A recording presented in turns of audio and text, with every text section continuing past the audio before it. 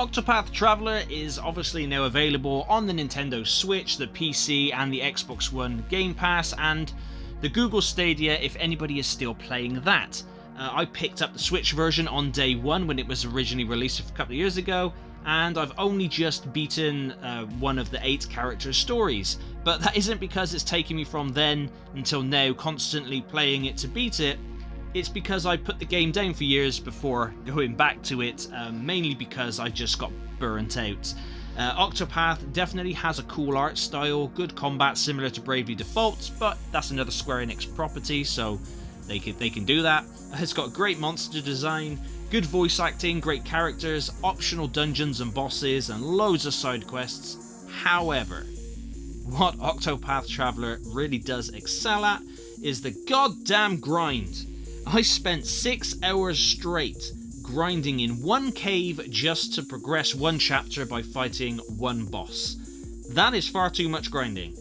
Each character has 4 chapters, and as good as each one is, having all these 8 characters with their different classes, skills, stories, personalities really does add to the disappointing fact that the stories do not intertwine. There is no overarching story, no main story, where all the characters' personal stories get wrapped up in to one big plot where they all have something in common, and that to me is the game's biggest downfall, besides the grindiness. Also, something I really did not like was the weapons and armor as you progress through the game just costs so much money, and you don't get that much when you fight monsters. You'll find some good chunks of dosh inside of chests in places, but again, that adds to the grind. Don't get me wrong, RPGs and JRPGs in particular are my favourite genre, and I've done my fair share of time grinding on games like the Dragon Quest series, Final Fantasy series, Grandia, etc. You know, all those games.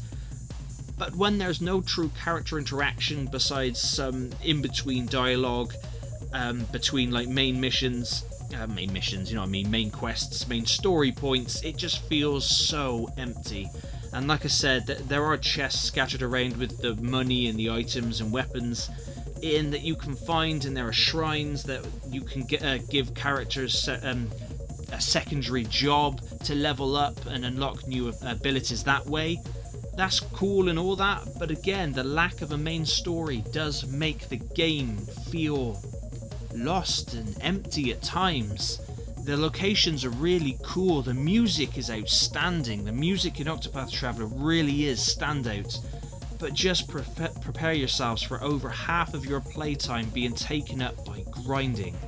Each one of the characters has a skill that he or she can use outside of combat, whether that be getting more info from NPCs, stealing items from NPCs, intimidating, bartering, challenging them to fights, etc. And each one of the 8 stories are good, whether you play as a thief, a retired warrior, a merchant, a dancer, a scholar.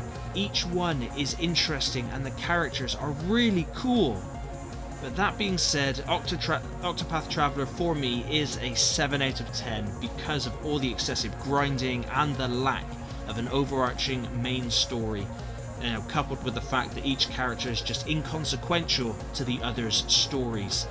It's worth playing, absolutely, and it is a good RPG, and there is fun to be had, but to me personally, I do not think it's as good as a lot of other people say. This game was put on a pedestal when it was released. Yes, the art style is great, there is challenge there and all that kind of crap, but just the grinding will put a lot of people off.